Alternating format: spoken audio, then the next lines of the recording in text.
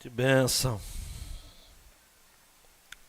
Como a palavra de Deus, amados e amadas, é preciosa, né? Aprove a Deus. Se você fosse supersticioso, você diria que foi coincidência, né? Mas não é. Aprove a Deus, foi providência. Que justamente hoje nós estivéssemos expondo essa porção que corresponde a este tema, o impacto da Bíblia. O impacto da Bíblia. Na quinta-feira passada, eu terminei a mensagem lendo algo escrito por John Piper sobre a vida de John Bunyan. Aconselho você a dar uma recapitulada na mensagem, ouvir novamente a mesma no nosso canal de YouTube, para ser abençoado com este testemunho. John Bunyan era um homem da palavra. Por 12 anos, preso, porque pregava a palavra. Seus livros, seus ensaios, todos eles encharcados da palavra. Sua obra clássica, O Peregrino, e eu estou incutindo aqui aquela porção segunda, A Peregrina, como um volume só, é fantástico. Trata-se dos maiores clássicos da literatura cristã internacional. John Bunyan era um pastor batista leigo. Ele era um funileiro, sem educação formal. Sua especialidade era a Bíblia. Ele costumava dizer, e disse certa feita, de que a sua biblioteca era a sua Bíblia e uma concordância bíblica. E eu terminei a mensagem de quinta citando o testemunho de Spurgeon, pregador inglês, igualmente batista, que dizia, que lia O Peregrino todos os anos, naquela frase que é um marco. Amanhã, no Comece Bem a Semana, eu também vou relembrá-la. John Bunyan, fúrio em qualquer parte do seu corpo, e vai sair dali Bíblia. O seu sangue é bíblico. Tudo que ele falava citando a Bíblia.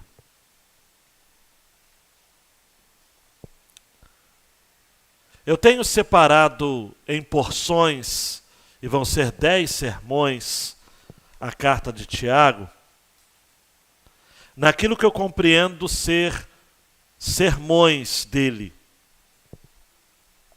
Mas em série mesmo.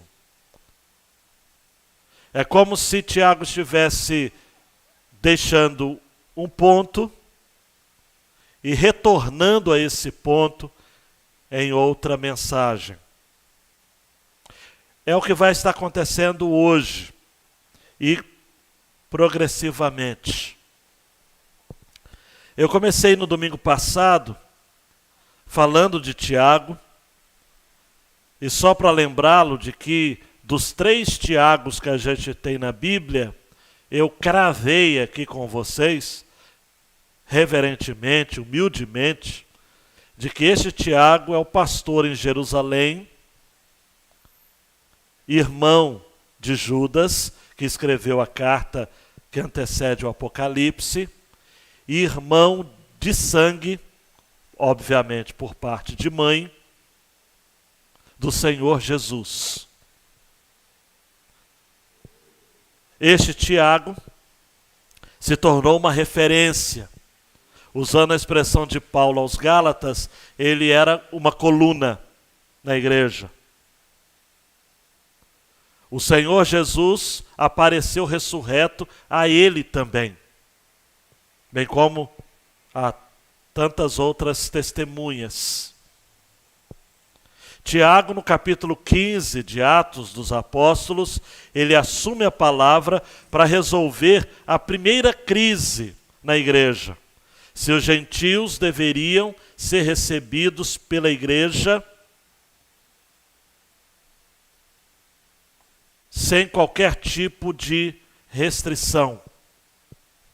Olha a palavra restrição de novo. E Tiago assume a palavra, assume aquele concílio, a liderança daquela assembleia, para ser um termo mais batista, e daquela reunião ele diz de que os cristãos gentios, isto é, os cristãos não judeus, deveriam ser aceitos com a condição, você sabe, de se abster da prostituição, da carne sufocada, oferecida aos ídolos, e mantendo uma vida realmente pura diante do Senhor. Que ele vai repetir aqui acerca da religião pura e imaculada. Em outras palavras, eles não precisavam obedecer a todos os ritos que marcavam a identidade do judaísmo. Mas antes disso, Tiago ele vai ficar muito preocupado com o movimento de dispersão que vai acontecer a partir do capítulo 12 de Atos. Então, antes desse concílio, dessa assembleia, dessa reunião, muitos cristãos que, dentro do judaísmo, estavam recebendo severa perseguição, oposição dos próprios judeus. Porque, em linhas gerais, era como se esses cristãos, vindos do judaísmo, fossem considerados pelos judeus desertores. Judeus de segunda ou terceira categoria. E houve uma grande dispersão. A carta aos Hebreus, por exemplo, foi escrita para estes cristãos também, que precisavam perseverar na fé. E quando eu estou falando de perseguição, eu estou falando de morte, de privação, até mesmo de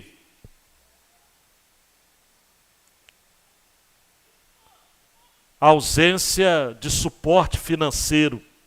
Por isso que Tiago fala muito da questão dos ricos e dos pobres. Judeus abastados estavam desconsiderando seus irmãos mais empobrecidos. Por isso que Tiago olha para esse contexto, e a mensagem do domingo passado eu foquei nisso, e disse: olha, vocês devem se alegrar pelo fato de que vocês estão sendo provados, porque a prova da vossa fé vai produzir perseverança. E se vocês estão com dificuldades de lidar no contexto de perseguição, peça a Deus sabedoria, porque a gente precisa de sabedoria para lidar com essa questão de perseguição.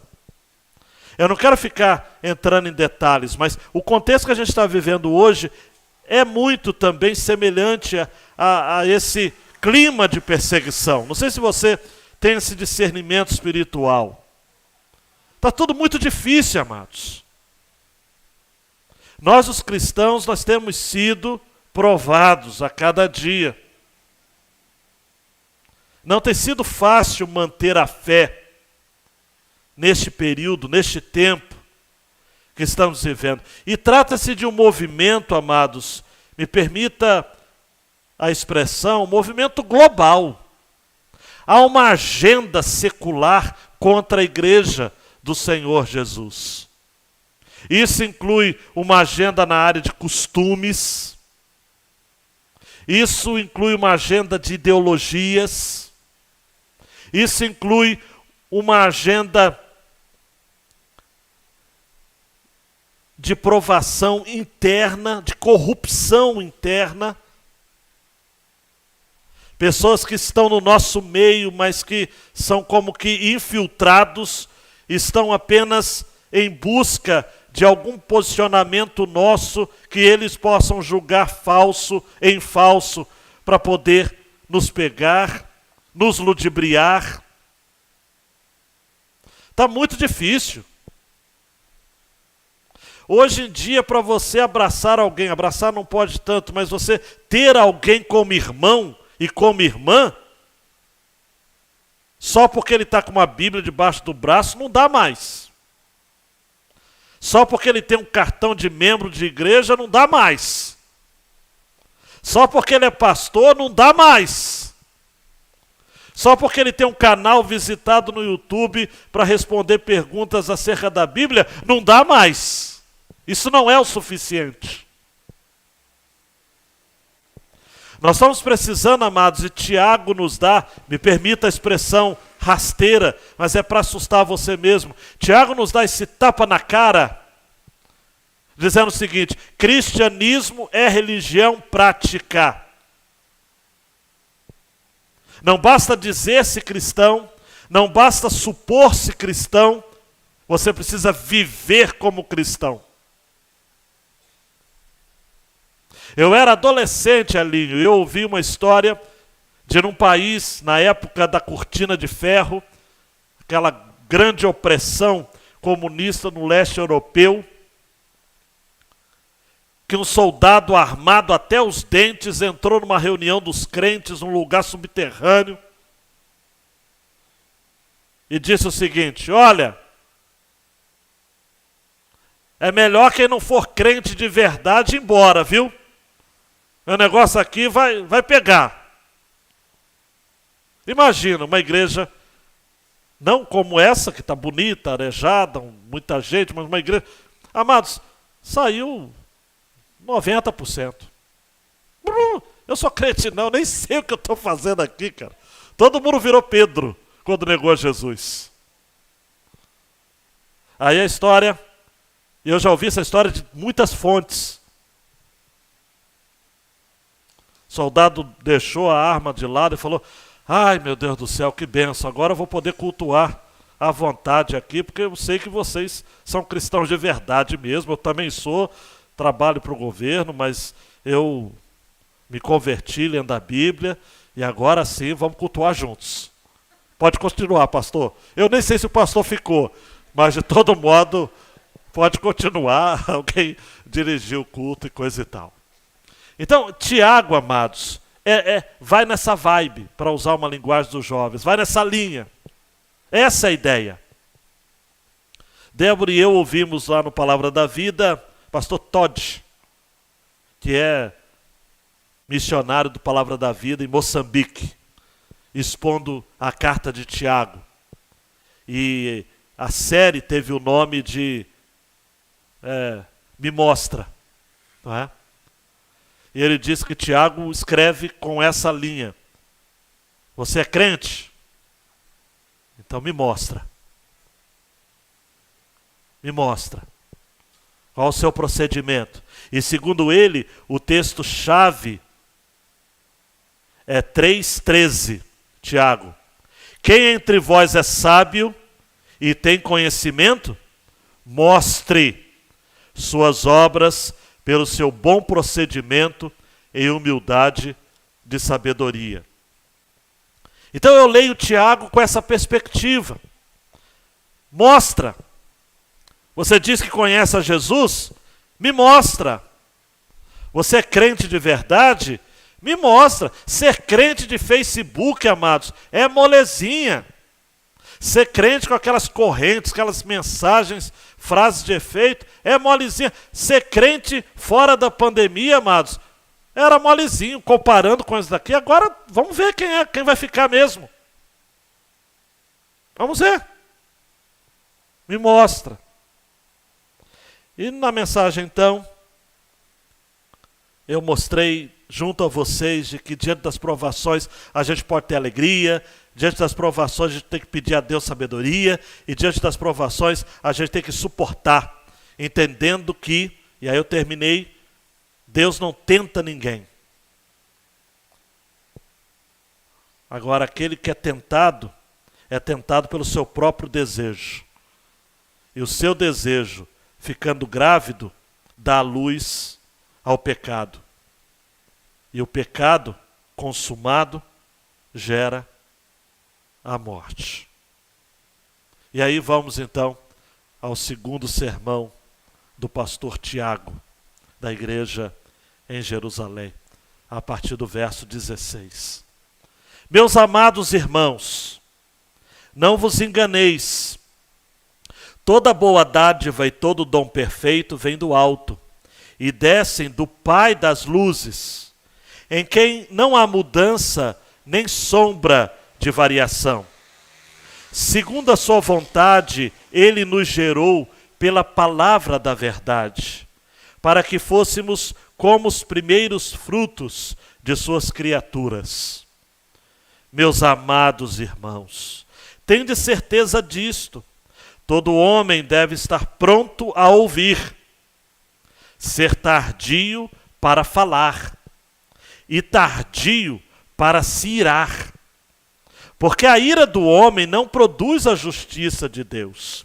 Por isso, livrando-vos de todo tipo de impureza moral e vestígio de maldade, recebei de boa vontade a palavra em vós implantada, poderosa para salvar a vossa vida. Sede praticantes da palavra, e não somente ouvintes, enganando a vós mesmos. Pois se alguém é ouvinte da palavra e não praticante, é semelhante a um homem que contempla o próprio rosto no espelho. Porque ele se contempla, vai embora e logo se esquece de como era. Entretanto, aquele que atenta bem para a lei perfeita, a lei da liberdade, e nela persevera, não sendo ouvinte esquecido, mas praticante zeloso, será abençoado no que fizer. Se alguém se considera religioso e não refreia sua língua, engana seu coração, e sua religião é inútil. A religião pura e imaculada diante do nosso Deus e Pai é esta: visitar os órfãos e as viúvas nas suas dificuldades e não se deixar contaminar pelo mundo. Você pode dizer amém? João Marcos, dá um clique aí, por favor. A grande ideia desta passagem é esta: o nosso contato com a palavra de Deus provoca impacto em nossa prática de fé e conduta. Sabe por quê, amados e amadas, que muitas vezes o seu testemunho não consegue ultrapassar os limites da sua casa? Porque você não é próximo à palavra de Deus. Você supõe ser religioso. E é interessante que o texto diz, versículo 26, né? Se alguém supõe, se alguém considera ser religioso. E talvez você esteja enganando a você mesmo. Você pode ser batizado, você pode ter até um cargo na igreja, você pode ter a sua família na igreja, você pode levar outras pessoas até a porta do céu e você mesmo ficar do lado de fora.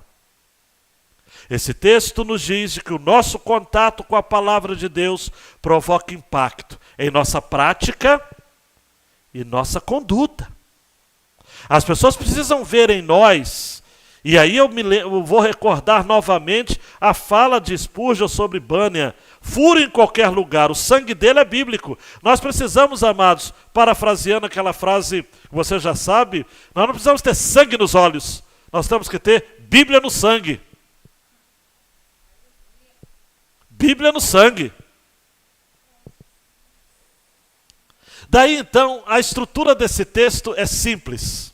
Versos 16 a 18, a nossa relação com a Bíblia. E versos 19 a 27, a religião da Bíblia, a religião da palavra. E eu estou trazendo a palavra religião porque é o que está no texto. Eu não quero mudar. Religião não é uma palavra pejorativa. Tem gente que não gosta. Certa feita alguém me chamou a atenção porque eu usava muito, ainda uso, o termo piedade. E a pessoa falou, não, pastor, piedade é um termo católico. Eu disse, não, é um termo bíblico. Piedade significa vida com Deus. E religião é um termo bíblico. Significa o quê? Relação com a palavra de Deus. Qual é a sua religião? Sou da igreja batista. Não, não. A sua religião é Jesus. Ou não. Ou não. Nossa relação com a palavra. Tiago diz, meus amados irmãos, não vos enganeis. No grego, não vos desvieis. Os comentaristas ficam discutindo se o 16 completa o 15 ou se o 16 levanta a bola ou inicia uma nova porção que segue no 17. Vocês já viram que eu optei pela segunda possibilidade. Para mim, Tiago termina de falar sobre o desejo, falando que o desejo é natural do homem. O homem não precisa de estímulo externo para pecar. Estão comigo? Não precisa. O homem peca porque o seu desejo é pelo pecado. O homem, amados, ele pode ser criado no lugar mais limpo do mundo. Ele é um Sigismundo espiritual. Sempre vai ser. Porque o pecado está dentro do homem. Cada um é tentado quando atraído e seduzido pela sua própria concupiscência, pelo seu próprio desejo carnal. Então, todo humanista, ou toda pessoa que tem muita fé na humanidade, é otimista, não é? Que canta música no final do ano, depende de nós, para que o mundo seja perfeito. Apesar do que o homem tem feito, todo ser abobalhado que canta essa música crendo, deveria, ao menos, olhar para o espelho. Não há humanista que sobrevive a uma boa olhada no espelho. Pecado. Daí Tiago diz, meus irmãos, não vos enganeis. Toda boa dádiva, todo dom perfeito vem do alto e descem do Pai das luzes, em quem não há mudança nem sombra de variação. Deus não tenta ninguém, não há nada de mal naquilo que Deus faz. Deus não quer o seu mal, não vos enganeis. Um comentarista disse o seguinte, atribuir o intento maligno de tentar as pessoas a Deus é um assunto seríssimo. Tiago diz, não se enganem. Deus não atrai ninguém para o pecado. Olhe para mim. Pelo contrário, de Deus só vêm boas dádivas. E você quer saber quais dessas dádivas é a maior? Versículo 18, segundo a sua vontade, ele nos gerou pela palavra da verdade, para que fôssemos como os primeiros frutos de suas criaturas. O fato de nós sermos declarados filhos de Deus é a maior de todas as dádivas. Parafraseando o hino do cantor cristão número 7, se não me engano, do Inário para o Culto Cristão 32, mas seu amor aos homens perdidos das maravilhas é sempre a maior. Tiago está dizendo, não vos enganeis, meus amados irmãos.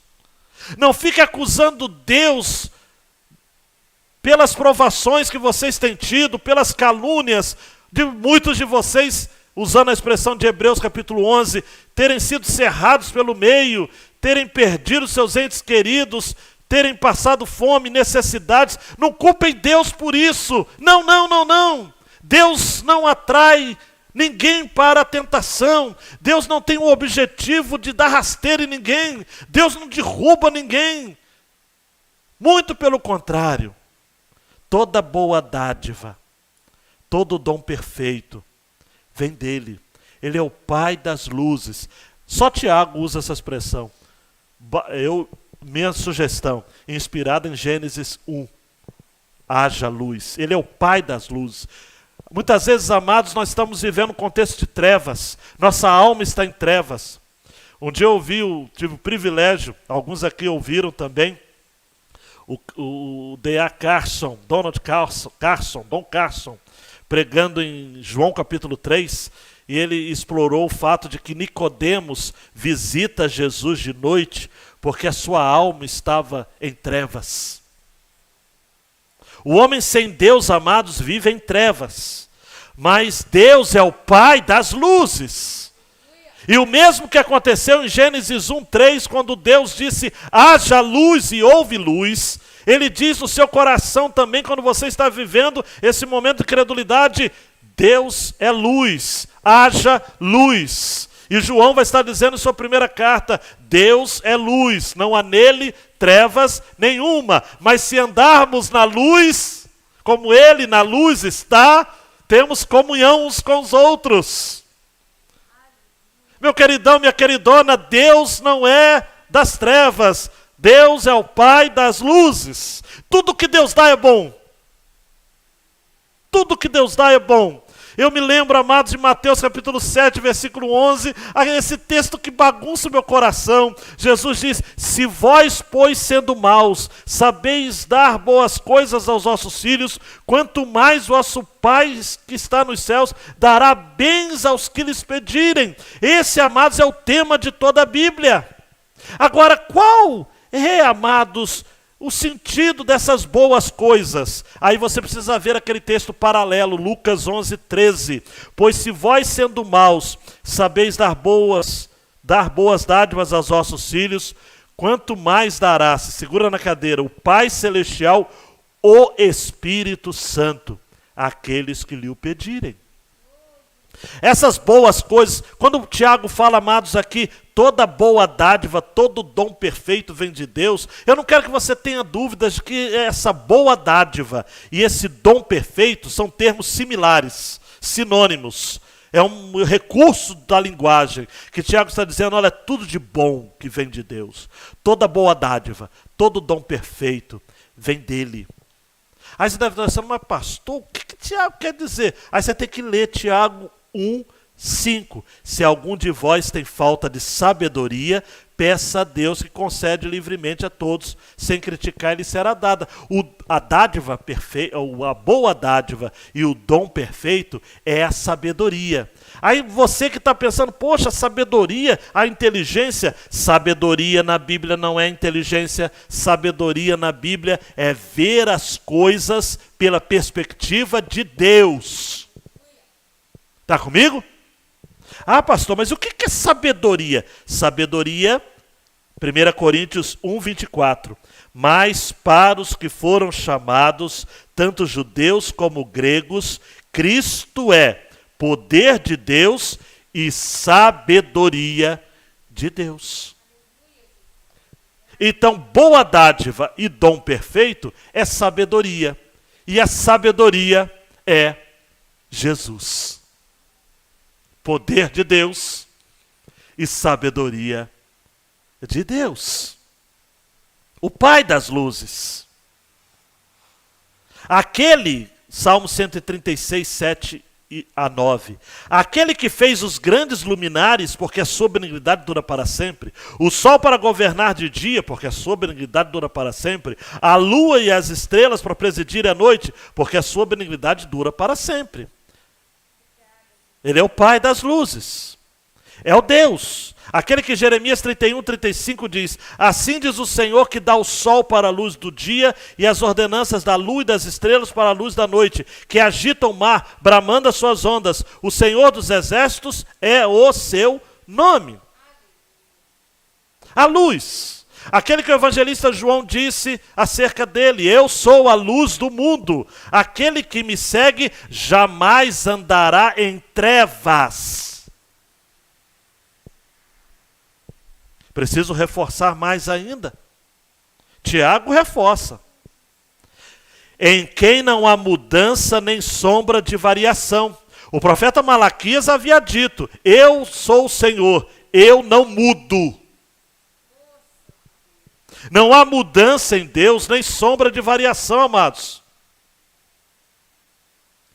O céu jamais estará em lockdown. Assim como o trono de Deus jamais ficará vazio. E John Piper tem razão ao dizer de que os reis, os presidentes, são a nota de rodapé na história da humanidade.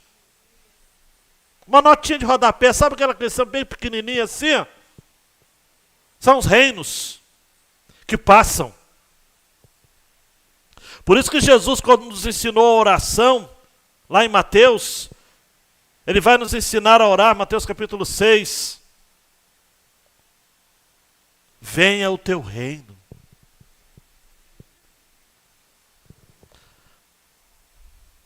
Ele não muda. Arthur Ockham Peake fala sobre o atributo da imutabilidade divina no seu livraço Os Atributos de Deus.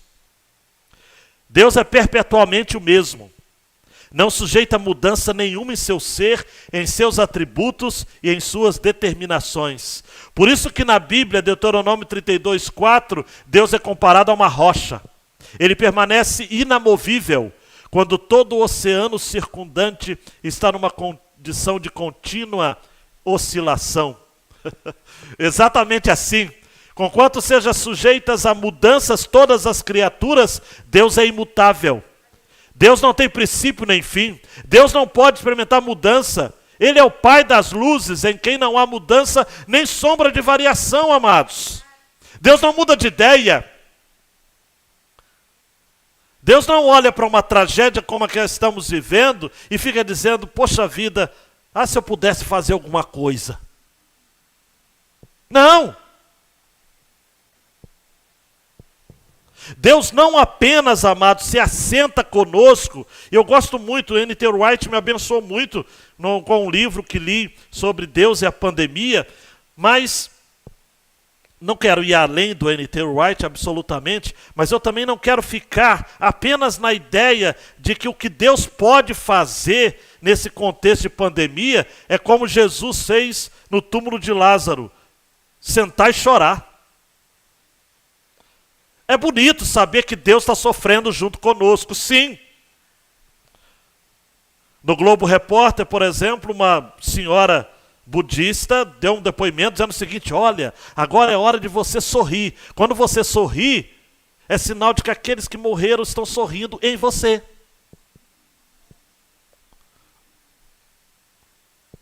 É bonito, é filosofia, mas não é realidade, amados. O nosso Deus não apenas se assenta e chora.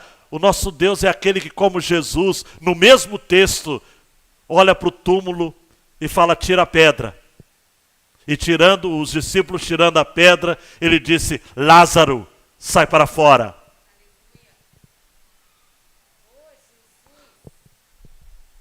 Deus é compassivo, é misericordioso, é justiça, é amor. É rei, é imutável. Seu reino é sempre eterno. Não há sombra, não há variação, amados. Eu poderia ficar só nesse texto, não há mudança, não há sombra de variação. O dia tem sombra de variação. Essa semana que passou, por exemplo, foi assim.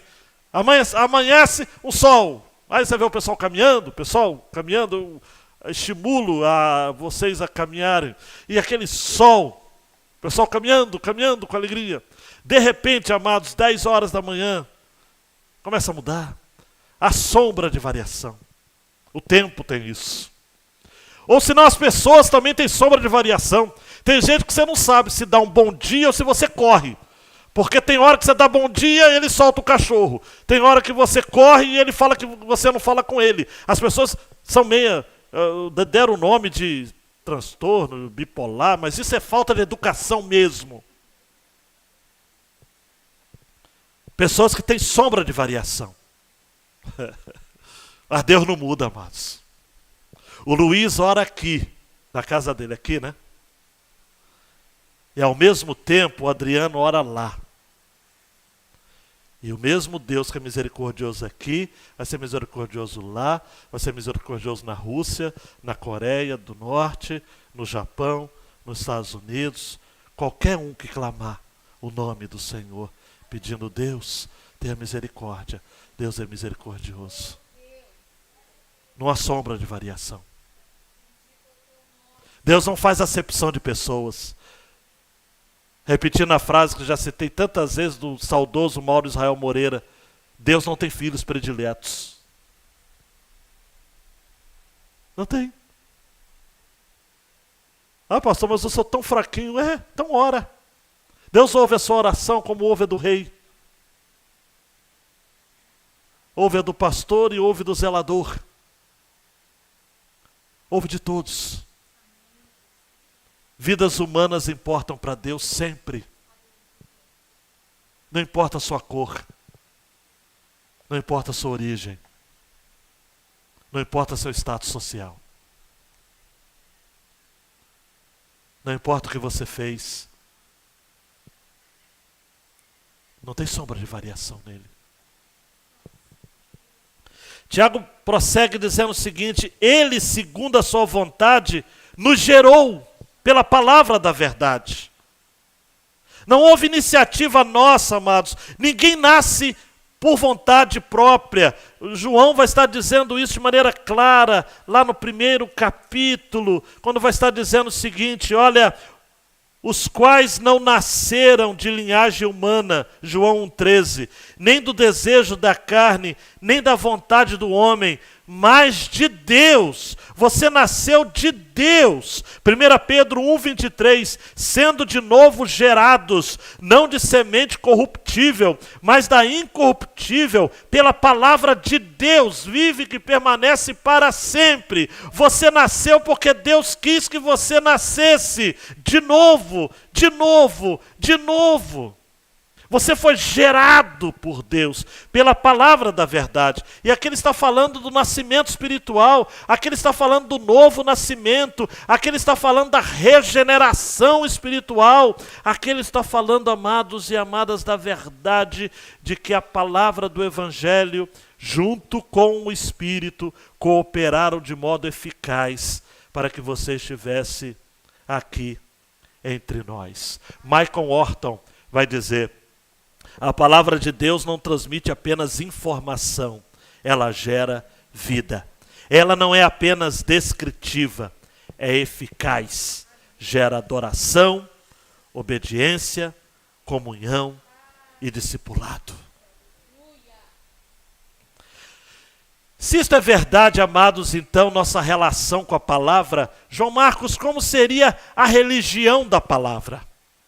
E aí Tiago força nos imperativos. Em Tiago nós temos uma enormidade de imperativos. Para cada versículo descritivo, há 2 imperativos. É uma média. A partir então do versículo 19, olha os imperativos. Meus amados irmãos, e aí ele amolece, né? Meus amados irmãos, tende certeza disso, todo homem deve estar pronto a ouvir, ser tardio para falar. E queridão, queridona, preste atenção, tardio para se irar, porque a ira do homem não produz a justiça de Deus. Eu não sei se você está percebendo isso, analisando isso. Sempre foi assim, mas parece que agora as pessoas estão muito iradas, amados. Verdade ou não é? Eu estou notando, acontecem coisas terríveis. Um policial agride um outro policial por conta de máscara. As brigas no trânsito estão aumentando. Violência dentro de casa, relativo à mulher, os feminicídios crescendo amplamente. Amados, eu não sei, as pessoas estão iradas, iracundas, mas esse texto diz o seguinte: entendam, meus irmãos, a NVT traduziu assim: estejam todos prontos para ouvir. A palavrinha pronto no original é rápido para ouvir. Mas não se apresse em falar e nem se irar. Você tem que ser lento na ira. E me permita usar uma expressão grosseira, mas é para chocar mesmo. Você tem que ser lerdo para se irar. Vagaroso. em se irar. Augusto Nicodemos, no seu comentário, diz assim: olha, a palavra ira só ocorre em Tiago aqui e no verso seguinte, 19 e 20. O autor lhes dá a razão pela qual deveriam ser vagarosos em expressar ira. Por quê? Porque a paciência antes de falar, quando estamos irados, tende a desacelerar a ira. Porque quando sob pressão, tendemos a ferver em ira. E aí dizemos e fazemos o que não devemos como cristãos. Sim ou não? A ira sempre vai fazer sair o pior de você. A ira. Por isso que quem ouve a palavra de Deus sujeita-se à justiça de Deus e não faz justiça com as próprias mãos. E aí, eu não vou ter tempo para explorar isso, mas eu estava estudando e aí me veio a seguinte pergunta, Regina. Max, qual o limite da luta e do luto? Qual é o limite entre você ser injustiçado, ser agredido, ser vilipendiado, está sendo passado para trás, está sendo tratado como otário? E qual é o limite de você entregar isso para a justiça de Deus e pleitear os seus direitos pessoais?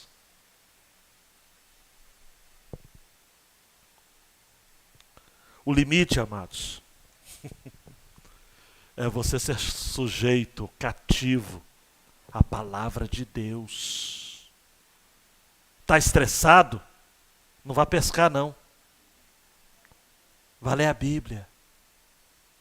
Orar. Dizer: Deus, me mostra, Deus. Me mostra, Deus. Fala comigo. Aí Deus vai falar. Só que aí você precisa ficar muito sensível para ouvir a voz de Deus. Mesmo você sendo um sujeito iracundo, um sujeito nervosinho, nervosinha, estupim curto ou nem estupim ter. Por quê, amados? Porque a ira nos afasta de Deus. Sempre.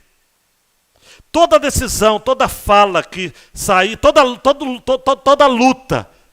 E eu fico a pensar, amados, em lutas legítimas do nosso tempo. Poderia citar racismo, direito das mulheres, são lutas até mesmo legítimas. Mas se elas forem feitas com ira, entorna o caldo. Sempre. Sempre. Exemplos bíblicos. Só vou ficar em exemplos bíblicos. Gênesis 4, 5. Caim. Caim prepara a sua oferta. E é muito importante a gente dizer, amados, olhe para mim, que Caim foi o primeiro a preparar a oferta. Ele era um adorador realmente pronto. Mas quando o Senhor, versículo 5, não atentou para Caim e a sua oferta, e eu não vou entrar em detalhes, mas o Senhor não atentou primeiro para Caim, depois para a sua oferta. O ofertante é mais importante do que a oferta. Está ligado? Irou-se Caim fortemente e descaiu-lhe o semblante. Isto é, ficou na cara que Caim ficou zangado com quem? Toda a ira, amados. Por mais que a sua ira seja contra o seu partido, o partido que lhe opõe politicamente, ou o seu encarregado, seu patrão, seu pastor, seu inimigo, sua mulher, sua sogra, mesmo que a sua ira seja contra essas pessoas e instituições, a priori, toda ira é contra Deus. Antes mesmo dessa passagem, o que Adão disse para Deus? Quando Deus o procurou: Adão, onde estás? Adão, onde estás? Adão, cadê você, Adão? Estou atrás de você, Adão, onde você está? E aquela história toda e tal e tal. O que Adão disse a respeito do pecado, da queda dele? Como ele se defendeu? Ele se defendeu acusando. Acusando duas pessoas. Primeiro, Deus. Depois, a coitada da mulher. A mulher sofre desde Gênesis 3. Adão disse: foi a mulher que tu me deste. Deus. Só poderia ter caprichado mais na mulher, né? Então Adão já culpa a Deus e a mulher. Caim vai na mesma linha. Pastor, mais um exemplo. Ainda está confuso ainda. Balaão, Números 22, 27. Balaão fez aquela história toda com Balaque. Não, eu vou se Deus me der uma palavra e tal. Balaão vai, pega o seu jumento. E a gente não sabe aqui quem era o jumento, se era o profeta ou a jumenta mesmo. E a jumenta vê o anjo do Senhor. O profeta não vê o anjo do Senhor. Números 22, 27 diz, Juninho, e vendo a jumento o anjo do Senhor, deitou-se debaixo de Balaão. E o que aconteceu? E a ira de Balaão acendeu-se e espancou a jumenta com o bordão. O profeta não viu o que a sua jumenta viu. Cuidado, andar fora dos caminhos de Deus e responder ao pecado que é seu, a culpa que é sua. Deus não tenta ninguém. O que vem de Deus é sempre bom. Então, se existe alguma coisa ruim na sua vida, a culpa é sua, não é de Deus. É isso que Tiago está dizendo para a gente, sim ou não? Deus não tenta ninguém. O que vem de Deus é dom perfeito, é boa dádiva, é dom perfeito. Ele é o Pai das luzes. Então a religião prática envolve, versículo 21, se livrar de todo tipo de impureza moral. E pureza moral aqui, amados, pensa em tudo, tudo. Casamento, marido de uma só mulher, pagando as suas contas em dia, tendo bom nome na praça, pureza moral. Livre da impureza moral, vestígio de maldade. Vestígio de maldade, sabe o que é? Malícia. Parar com aquelas piadinhas de duplo sentido, parar com aquelas brincadeirinhas cebosas, aqueles apelidinhos danosos, parar com aqueles videozinhos da internet, pornográficos, parar daquela conversa chula, parar de considerar a mulher uma escrava sexual, parar com isso, deixar vestígio de maldade. Recebei de boa vontade a palavra em vós implantada. A Almeida Corrigida Fiel, a meu ver, acertou. A palavra em vós enraizada, plantada, enraizada, poderosa para salvar a vossa vida. E aí, a partir então dessa palavra enraizada, implantada, você precisa ser praticante dessa palavra e não apenas ouvinte. Porque quando você é apenas ouvinte, você está enganando a quem? A você mesmo. Você está achando que está abafando. Nós estamos vivendo uma crise, amados, no Ministério de Música das igrejas, em geral. Porque muitos músicos, eu não quero trabalhar com porcentagem, só sobem ao altar para se apresentarem. Está havendo uma crise. Eu converso com pastores, a gente chora junto.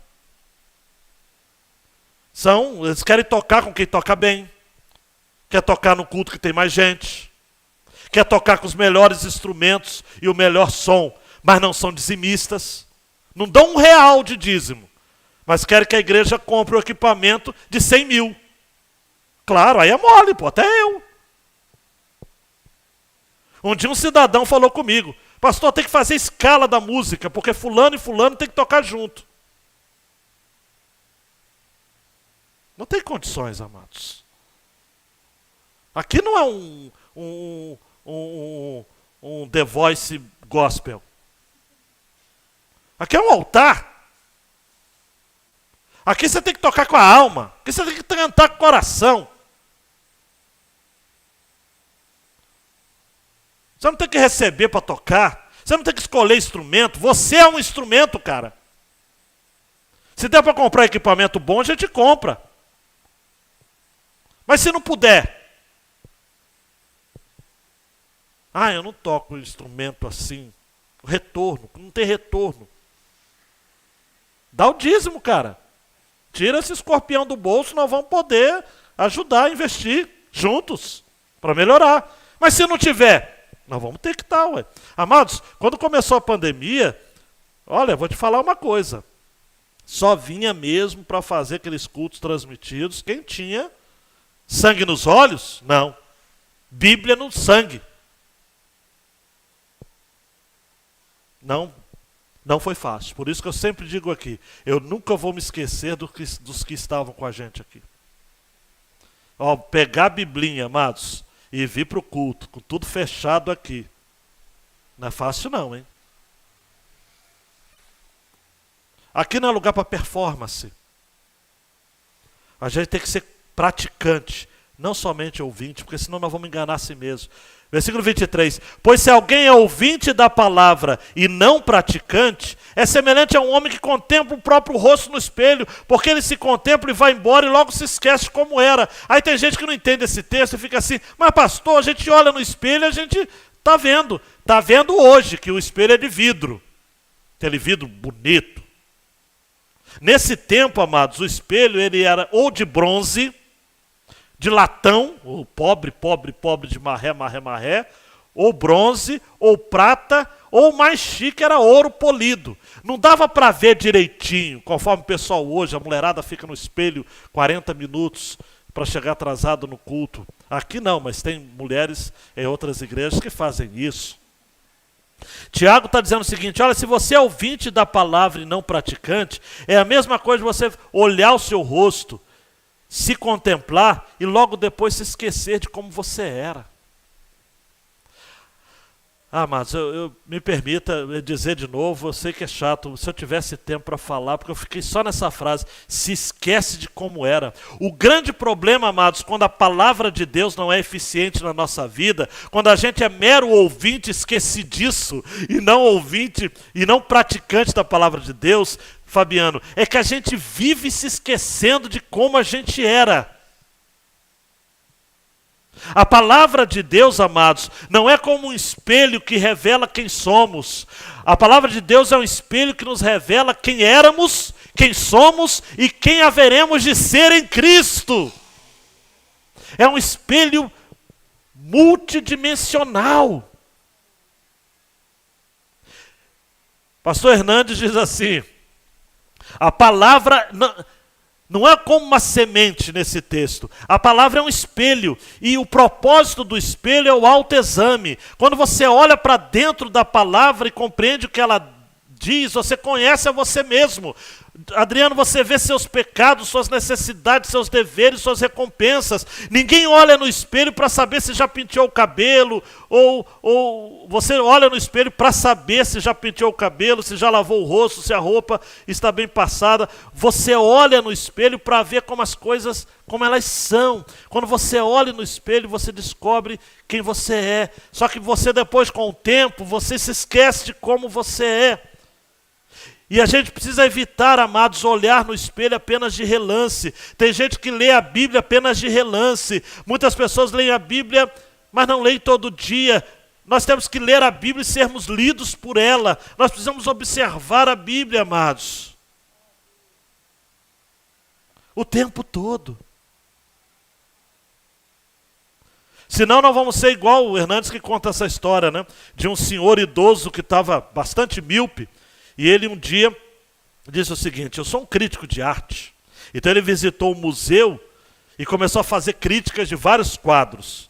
Aí ele parou diante de um quadro de corpo inteiro, Jaque. Você já vai entender a história. Ele começa a dar a opinião dele. Olha, eu deixei meus óculos em casa, mas vamos lá. A constituição física deste homem, deste modelo, está em desacordo com a pintura. Esse sujeito é rústico, está miseravelmente mal vestido, ele é repulsivo. É um erro o artista selecionar esse tipo de modelo de segunda classe para pintar um quadro. E aí o camarada que estava do lado dele falou o seguinte: querido, presta atenção, você está olhando para o espelho.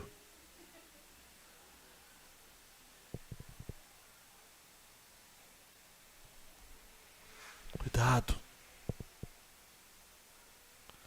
Quando a gente olha para o espelho, amados, a sensação que temos, ou a resposta que damos a essa boa olhada no espelho da palavra de Deus, é de Isaías capítulo 6. Ai de mim, porque eu estou perdido, porque sou homem de lábios impuros, e habito no meio de homens de lábios impuros. Ai de mim. É a mesma sensação que a gente precisa ter, ou expressão de Pedro, que disse certa feita: Senhor, afasta-te de mim, porque eu sou pecador. Anderson, quando a gente se olha no espelho da palavra de Deus, a gente fala como Jó: eu me abomino no pó e na cinza.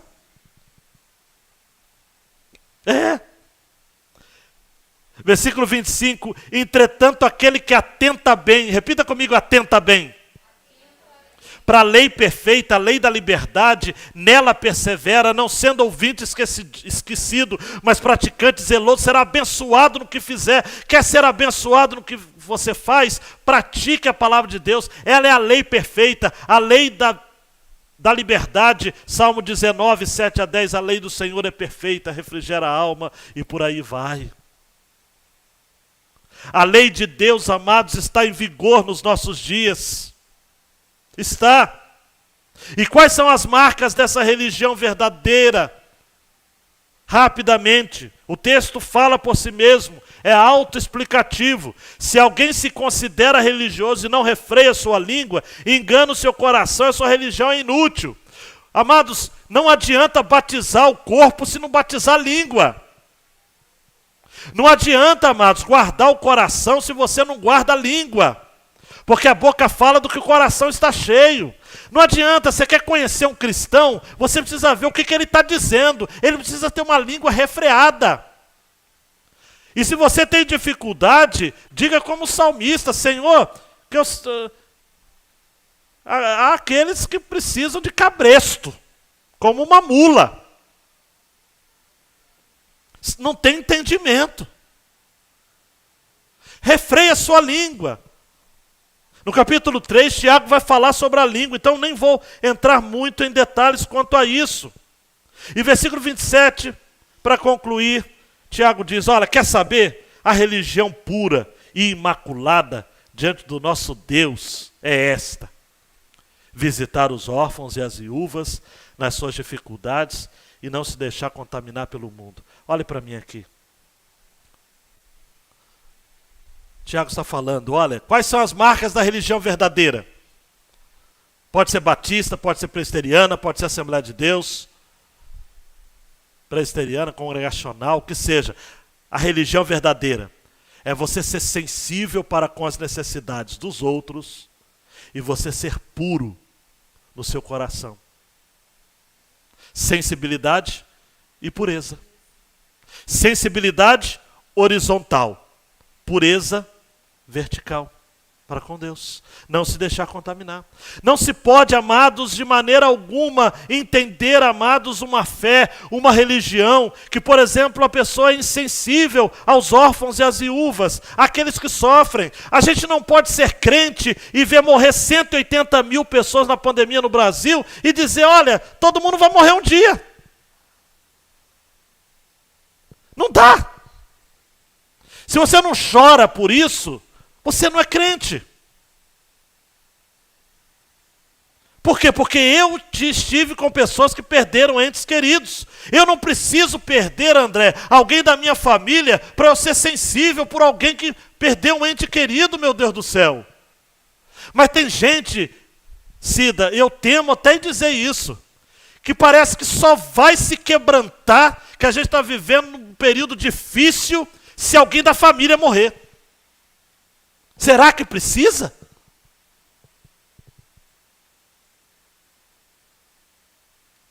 Será? Visitar viúva, amados, órfão. Ambos tiveram perdas. Órfãos, perdeu o pai e a mãe, ou ambos. E viúvas, perderam seus maridos. A perda do nosso próximo precisa doer no meu coração. Isso é religião. Isso é cristianismo. É ver Cristo na face do outro. É chorar. É se importar. É visitar. Com o coração quebrantado. Não dá, amados. Eu vejo crentes defendendo imunidade de rebanho. Não, o importante é todo mundo pegar, porque se pega uma porcentagem da população, amados, imunidade de rebanho não é isso. Imunidade de rebanho é o seguinte, não vou entrar em detalhes. 70% da população de um determinado país precisa ser vacinada. Para que os outros 30% que não forem vacinados por uma razão ou outra, aí sim entra a imunidade de rebanho.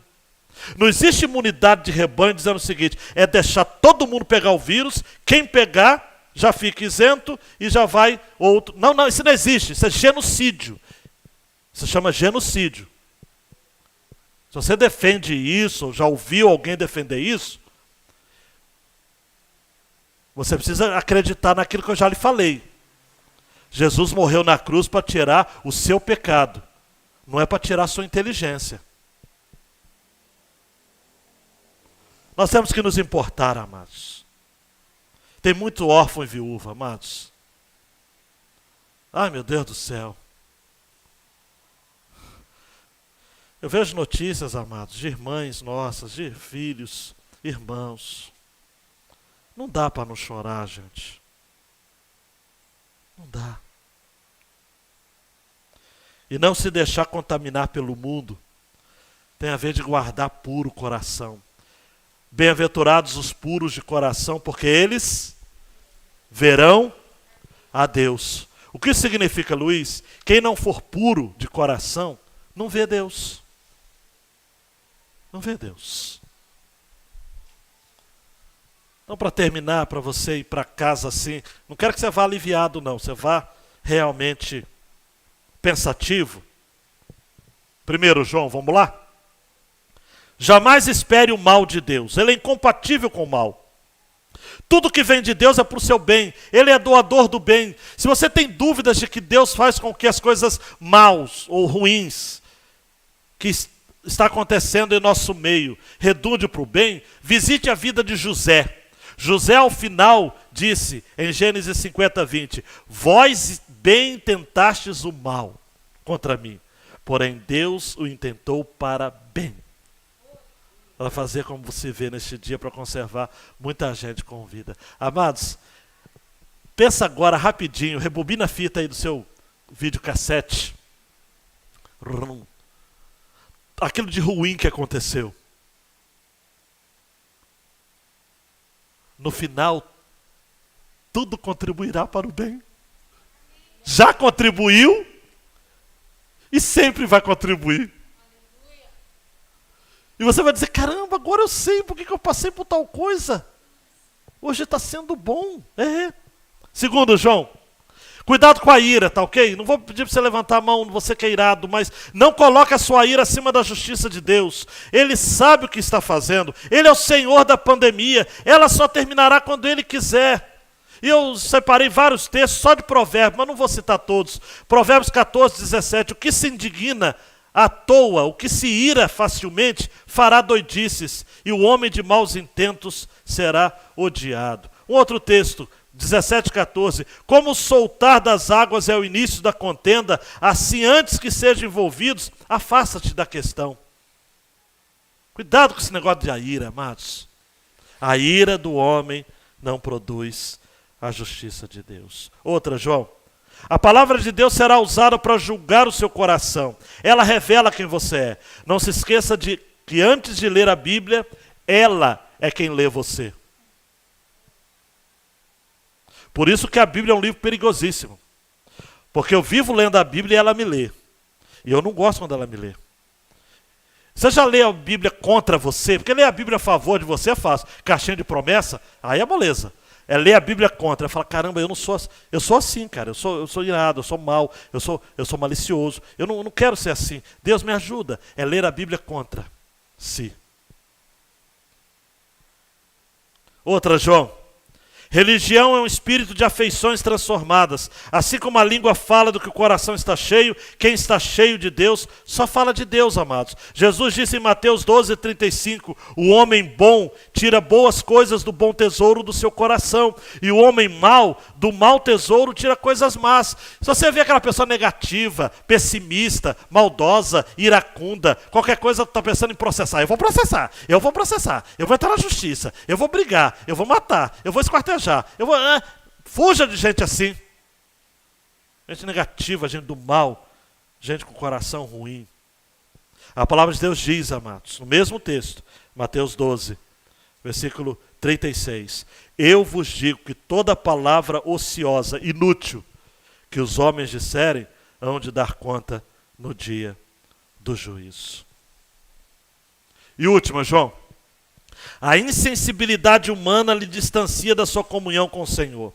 Sua santidade ou sua sanidade está intimamente ligada à sua intimidade. A sua santidade. Sanidade intimamente ligada à sua santidade. Guarde o seu coração. Se mantenha são. Se mantenha sensível. Se mantenha humano. Tem gente que fala, pastor, eu só ficar humano, as pessoas vão me passar a perna, vão me fazer de tapete. Não, 1000 vezes não. É melhor ser afligido, é melhor ser oprimido, é melhor, amados, é melhor ser roubado, é melhor ser chamado de trouxa, sendo humano, do que ser um vigarista e réu do fogo do inferno. Todo cara esperto vai para o inferno. Todo dia morre alguém no tráfico que se acha esperto. Todo dia. Morre aquele bambanzão dizendo que é o cara, que é o esperto, que é o inteligente. Esse é que morre. É igual afogado. Só morre afogado quem diz que sabe nadar. Porque eu, por exemplo, só fico na beiradinha ali fazendo meu castelinho de areia. E na piscina eu fico com as crianças. Não adianta, amados. Agora o cara que se acha bonzão, morre logo. Tá lá, morre mesmo. Só os bons morrem, entre aspas. Os espertos, comigo não. Cuidado, hein. A palavra de Deus diz, quem está de pé, cuidado, hein. Você se acha bom? Você acha que você tem uma ideologia correta, que você tem um pensamento correto? Cuidado, hein. Está cheio assim, ó, no necrotério, no inferno, de gente esperta, sábia aos olhos do mundo. Quero terminar, preciso terminar, reforçando essa grande ideia, João. O nosso contato com a palavra de Deus provoca impacto em nossa prática de fé e conduta. Eu quero terminar com 2 histórias que a Elizabeth Elliot começa e termina o seu último capítulo do livro O Sofrimento Não É Em Vão, que eu recomendo, da editora Fiel. É um livro para mulheres. Eu não sei porque eu comecei a ler, quando eu vi irmãs, eu falei, é irmã, mas eu estou recebendo também. Eu comecei a ler. E quando eu vi, já que eu não parei de ler, Neuza, e estava lá, e ela, irmãs, eu amém. O sofrimento não é em vão. Elizabeth Elliot. E ela termina o seu livro com um capítulo chamado Transfiguração. E ela era muito sensível com as palavras. Ela falou, eu prefiro transfiguração do que transformação. E ela explica por quê. Isso é sensibilidade feminina, isso eu não entendi. Aquilo que ela escreveu, que é muito feminino, eu não entendi, bulhufas. Transfiguração, transformação, tá. Mas eu gostei das 2 histórias que ela termina, e pragmático do jeito que eu sou, minha mente masculina, eu vou ficar nas histórias que são boas.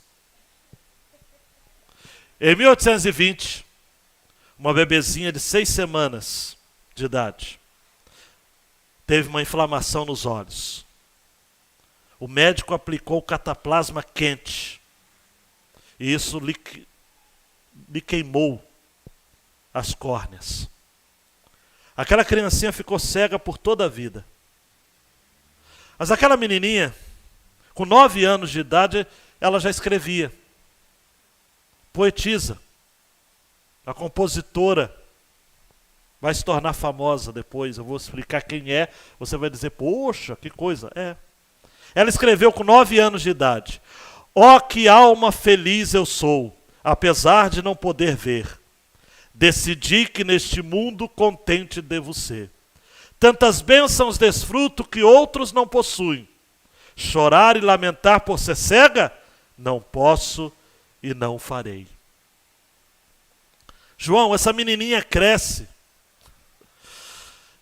E ela escreve 8.000 hinos.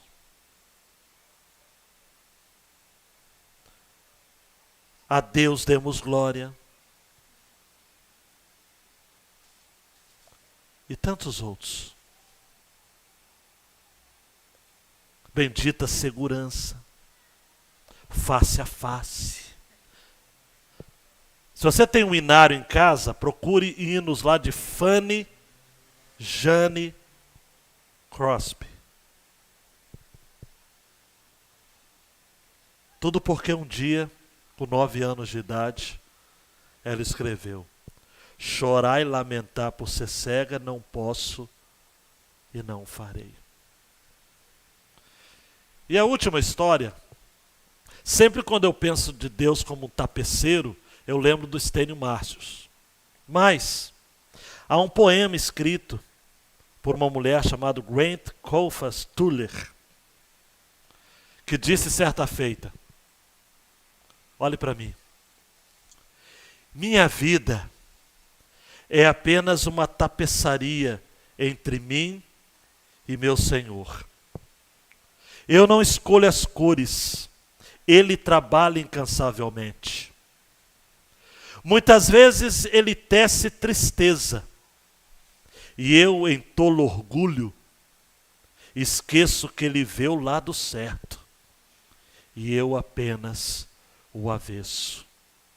Apenas quando o tear ficar mudo e as lançadeiras cessarem de esvoaçar, então Deus desenrolará a tela e me explicará a razão de tudo.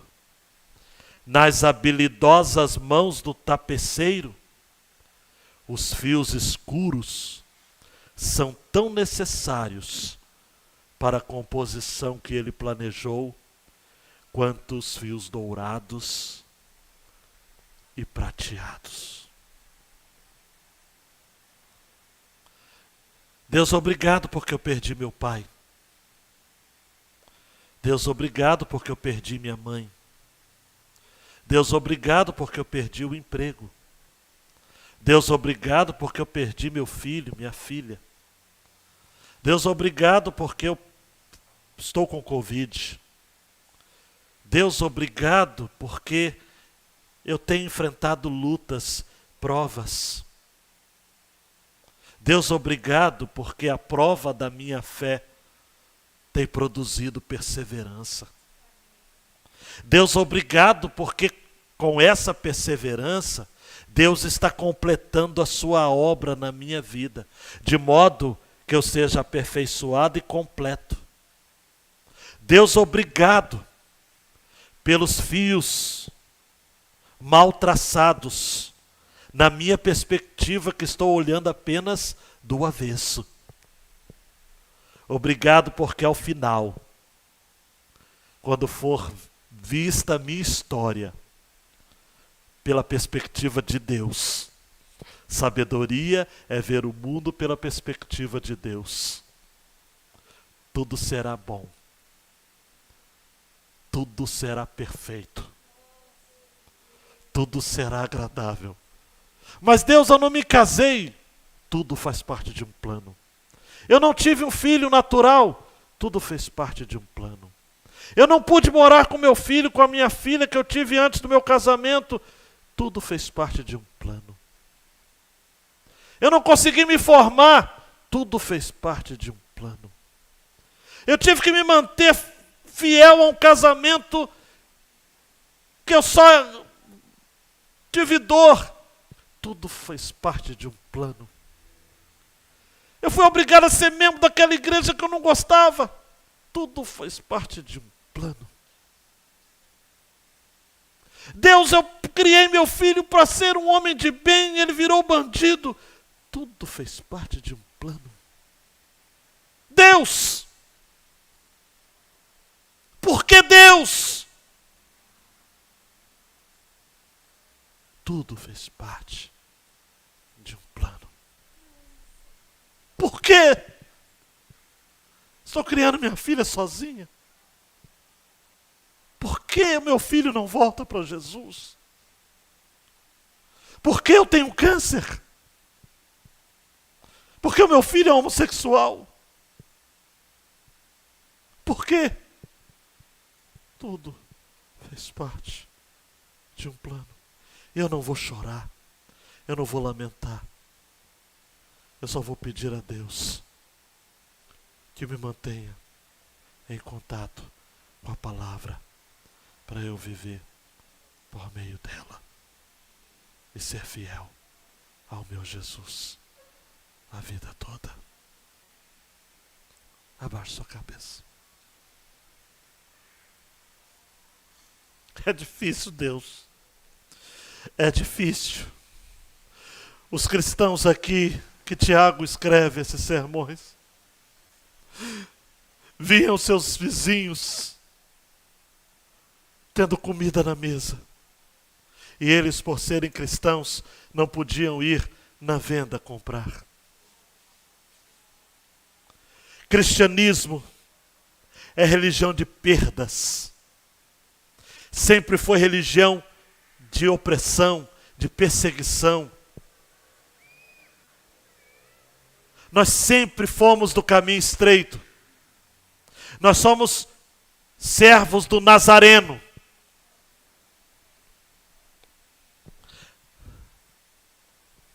Mas Deus,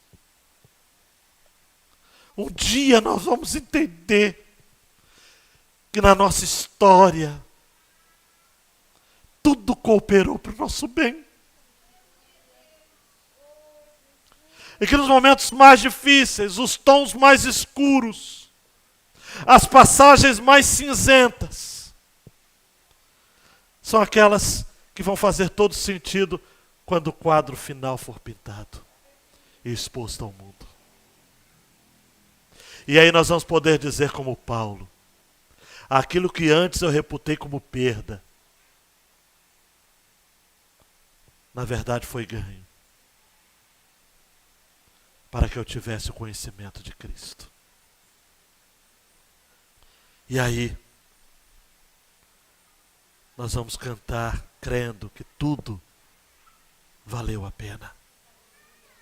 Tudo, tudo, tudo. Deus meu, leve o teu povo em paz para os seus lares. Leve o teu povo em segurança. Conduza o teu povo em meditação. A Covid não é da China. A Covid não é do diabo. A Covid é um servo de Deus. E que está no mundo para que o propósito dele se cumpra na nossa vida, na nossa história, na nossa geração.